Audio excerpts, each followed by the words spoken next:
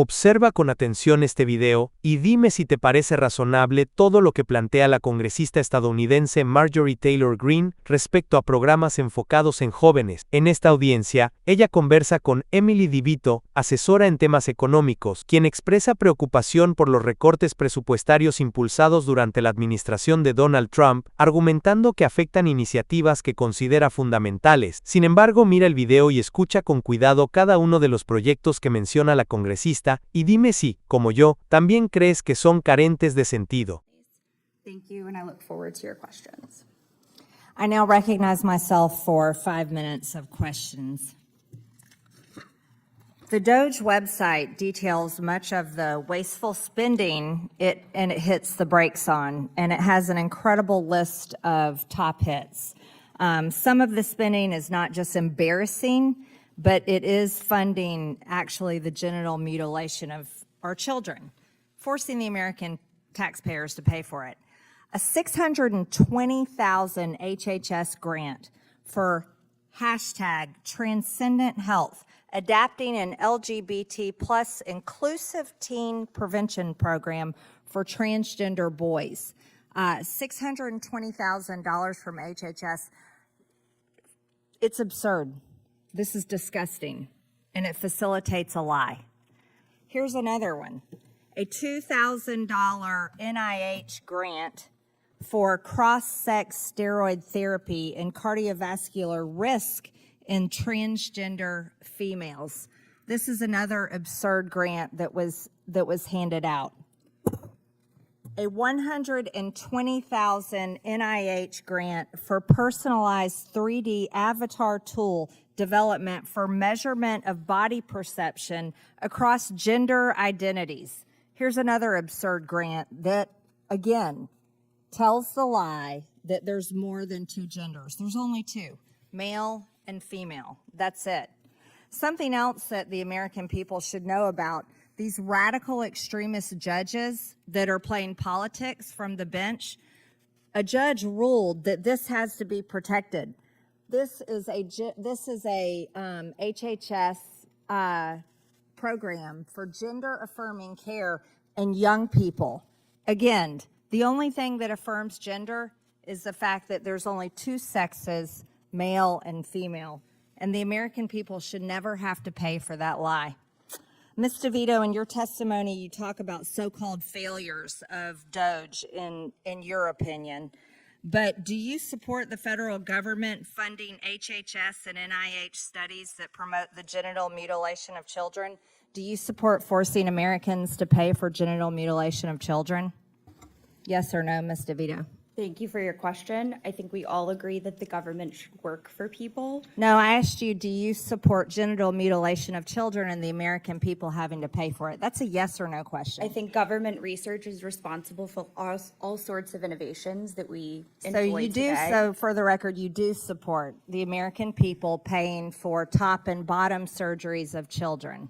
I think Cutting off the breast of young girls, teenage girls, and castrating teenage boys. You support the American people paying for that. I think government research is incredibly important. That's to not our research, overall Ms. innovation. DeVito. That's mutilating kids' bodies before they're old enough to vote, before they're old enough to join the military, before they're old enough to even be adults. That's what you're saying the American people should pay for. Just so you know, Ms. DeVito, and I'm very proud to announce that I have a bill called Protect Children's Innocence Act that will criminalize sex changes on children, and that bill will see a vote on the House floor, and I look forward to my Republican colleagues and hopefully Democrats that come to their senses voting yes for that bill, because it's absolutely repulsive and disgusting, and America voted against that this past election. Sick. Mr. Dickerson, how do we implement cuts and appropriations moving forward to prevent these agencies from ever being able to fund these studies that promote the mutilation of children's bodies ever again? I think what you need to do is ensure those riders are included in the appropriations bills that are passed, to clarify to the agencies that even though they have never actually received authorization for these, so they shouldn't have actually done it in the first place. But if they need that funding rider to restrict American taxpayer funds for going to those terribly divisive and harmful things. Yeah, permanently, right? Thank Exactly. you. Other egregious abuses of funds, a $10 million Department of Education grant to the Virginia Commonwealth University for faculty workshops on decolonizing the curriculum, a nearly $700,000 National Science Foundation grant to the University of Tennessee for Black and Latinx parents leading reform and advancing racial justice in elementary mathematics, a project that could provide a model for other communities and schools seeking to advance racial justice in mathematics and education. This is insane, absurd, and it's racist in itself. Math is math. A $500,000 EPA grant, green jobs, growing a new generation of environmental justice problem solvers. All of this stuff is far left ideology, and the American people should not be paying for it. It looks like my time's up, so with that, I'll yield to the ranking member, Stansbury, for 5.